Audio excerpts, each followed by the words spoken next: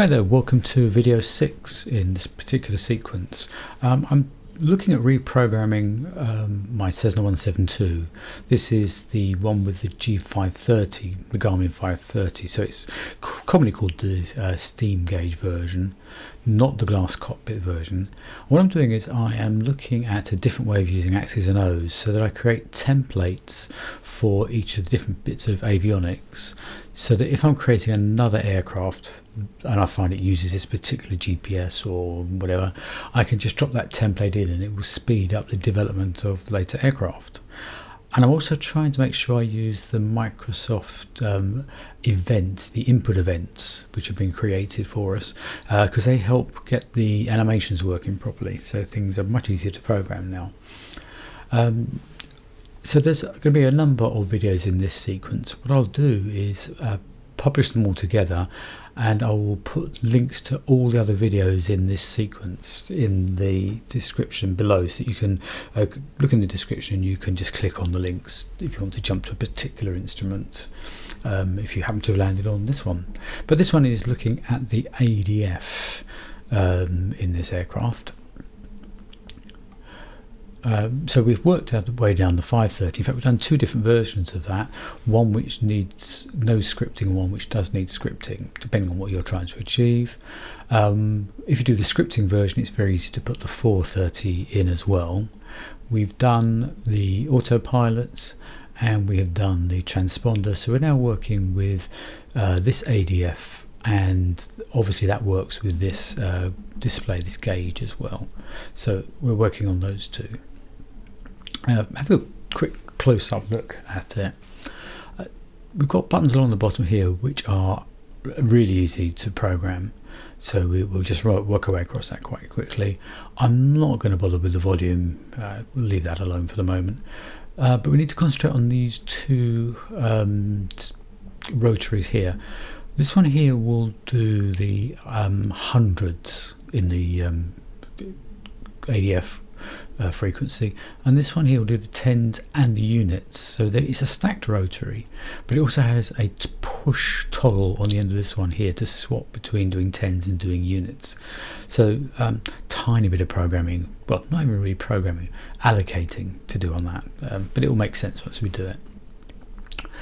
In terms of the plan, the layout on my Behringer X-Touch, this is what we've done already, and the bit that we're doing today, the new bit, is the stuff's in this light blue colour here. So this is the button to press to toggle this rotary between doing the tens and the units.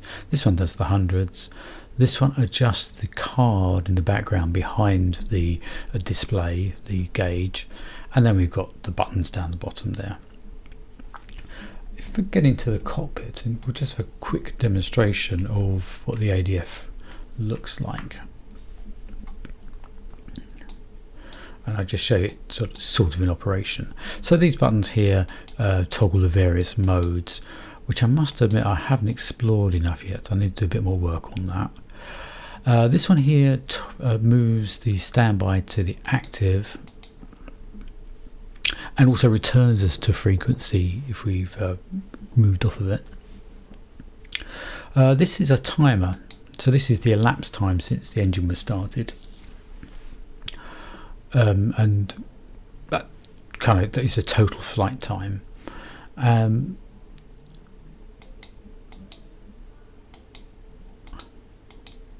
And we get out of that with the frequency button there.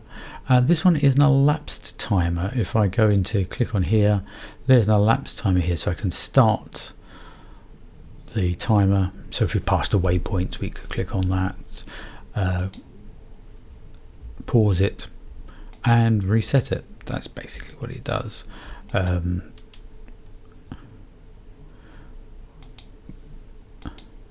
So back to total flight time, back to the elapsed time, and reset it. These are the ones that we're talking about that control the frequency. So we've got the outside one here does the hundreds, and the inner one by default does the units, unless we press on the end of this, and you can see the animation shows that it's pushed in, depressed in, and now that will do the tens. So that's what we're going to emulate with Axis and Ohs. So if I bring up Axis and Ohs, and you can see that working there. And I will also bring in a camera pointing to my layout here, but the actual X-Touch. So all of the ADF stuff, I don't use it very often, so I put that in this sort of secondary position. I put that on bank B, on layer B here. Normally everything that I want to use frequently in flight is on layer A, and I just need to switch to layer B for the things I use a bit more rarely. So that's where this works. So let's start assigning some buttons.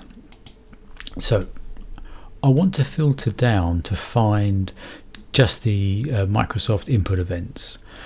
So it's part of the navcom group, and it starts with an A for ADF. So I've just typed a filter in here, navcom_A, and that just narrows down my choices here. So let's program the rotors first. Let's do the hundreds one. So the frequency for the hundreds, and I'm turning this to the right, this rotary here, and you can see that it's discovered that I've turned it to the right. Click on add. So now when I turn this to the right, you should see it animate the actual button and the frequency changes. So we'll do the same now for the hundreds decreasing. So it's the hundreds in frequency, and if we put it at -1 and then turn this to the left, that will make the animation work in reverse. So as I turn that, you'll see this animation here turning and the frequency going down. Okay, now we want to do the same here for this one. So again, we'll filter down for that, and it's the 110. It's doing both jobs, so we just have to tell it that it's that knob that we're turning, and we're going to do the increase one first of all. So turning it to the right, and now we'll do the decrease one.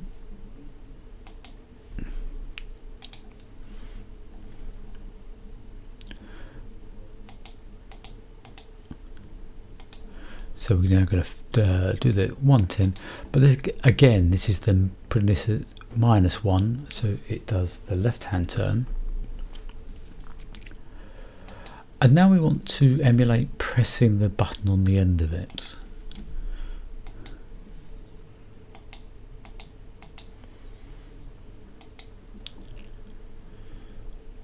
And it's this one here about the frequency increment.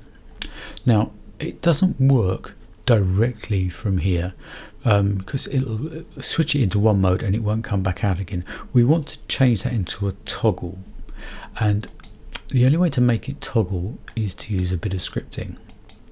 So into our script editor, and I've already written the script, but it's really simple script, this one. It's here in the ADF. I've put it into this group called my ADF C172, which I create here using this manage script groups. And you create like a folder to keep your scripts together. So it's this one here, the ADFS kilohertz toggle is what I've called it. So we wanted to use that event that we found. There is a place here for the sim variables, and it should appear in these active local variables.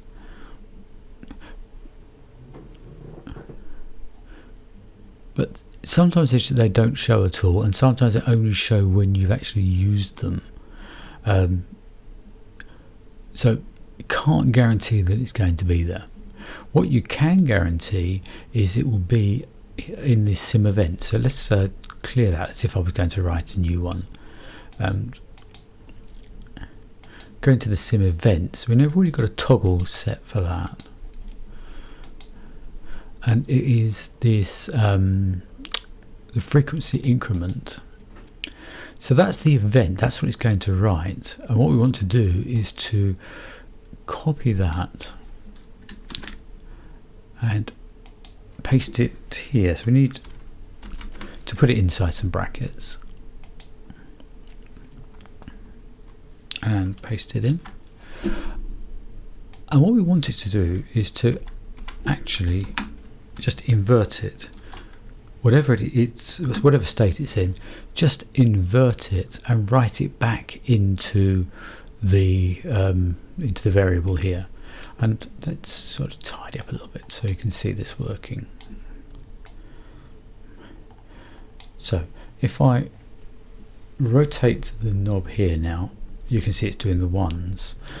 If I press test on this and now turn the same knob, you can see it's doing the tens.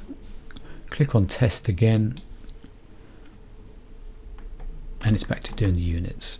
So that is the script that we need to run that button, which, as I said, I've already written. It's already in that group. So to allocate that, I need to go and search for that script. Now all my scripts start with my, so it's my ADF here, and it's that toggle that I want to allocate to it, and that is allocated to that button press there. Click add, and then we'll test that again. So it's doing the units, press it and it's doing the tens, and now it's back to the units again. So that's allocated properly. So that's this rotary sorted. Now we need to work our way across these buttons here, and this is again really easy. We'll just filter down and I want the ADF antenna toggle mode allocated to that one. BFO,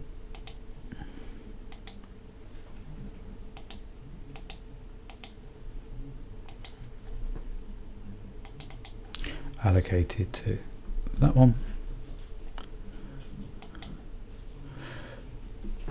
This frequency change here,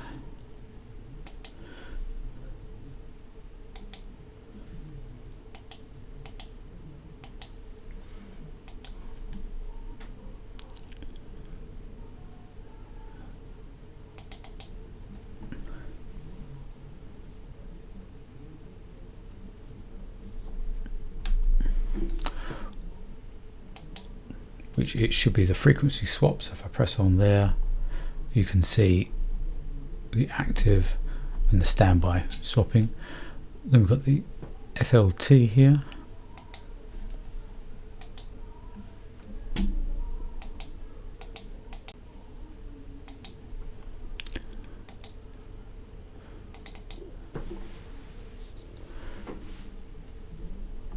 That changed with the flight timer and the elapsed timer, and then the set and reset.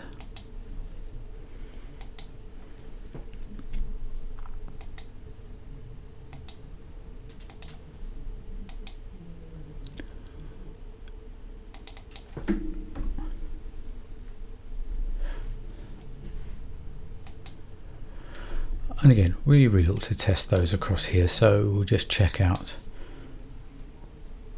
antenna mode on the ADF, the BFO, frequency swap, flight timer, elapsed timer, that's running, pausing, resetting. So they're okay.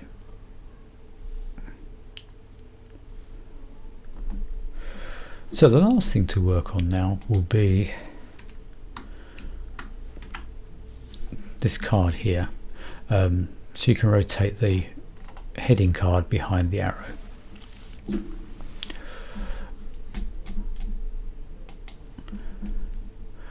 And you do need some scripts for this one. So if we go back into our scripts editor,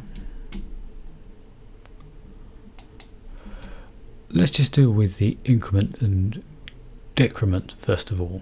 So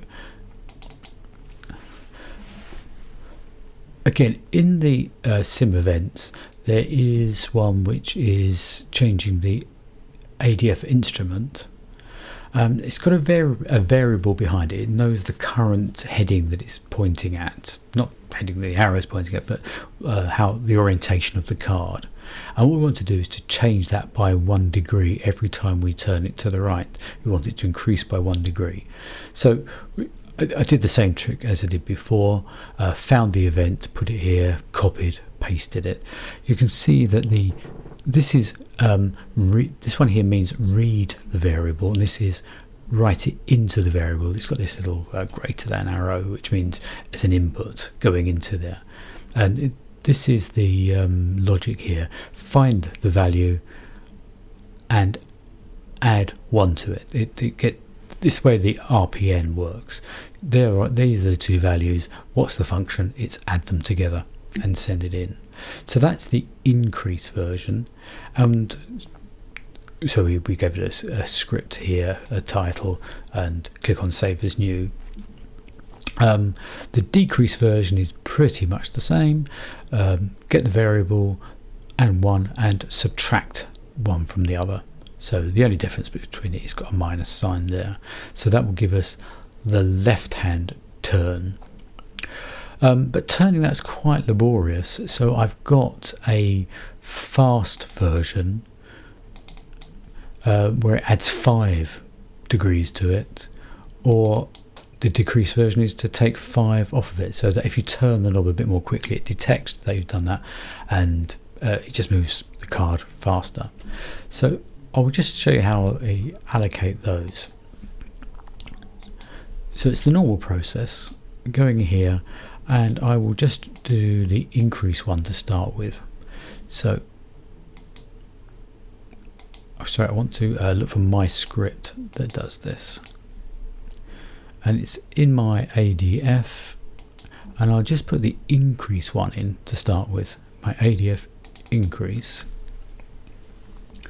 and that's going to be on this one here. So we turn that to the right, and that's that one done. We can just click on add now. So if I come here and turn this one to the right, you should see the card moving. What I want to do now is to have the fast increase on there. So we'll do the same allocation.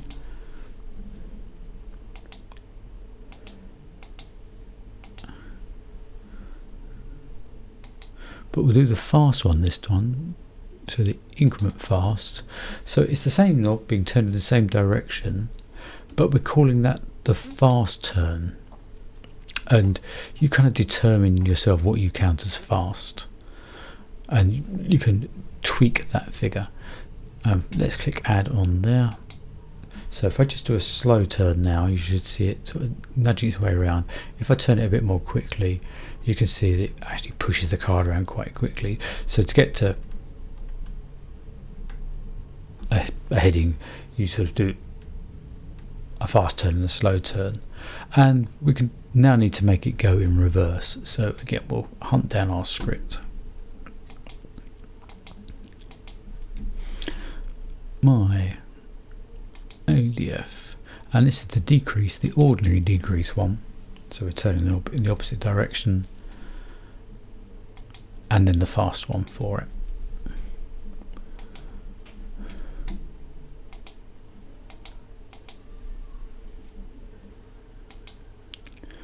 Fast decrease.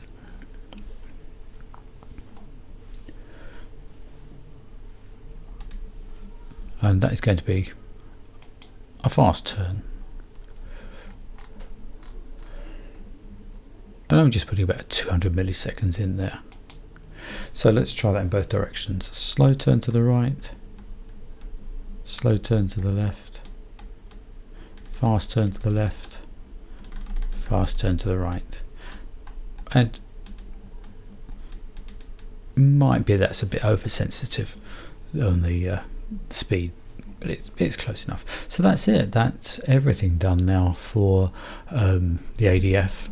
So the last thing to do will be to save that template, give it a sensible name. I've already got it in there, so I would be able to overwrite that, and it's my HC ADF. If I click on there and click save, it will overwrite the template I've already made when I was setting this all up. But that's it. That's the ADF done. Okay, so I'll see you in the next video, and we'll start to move our way around the cockpit and allocate a few other buttons now.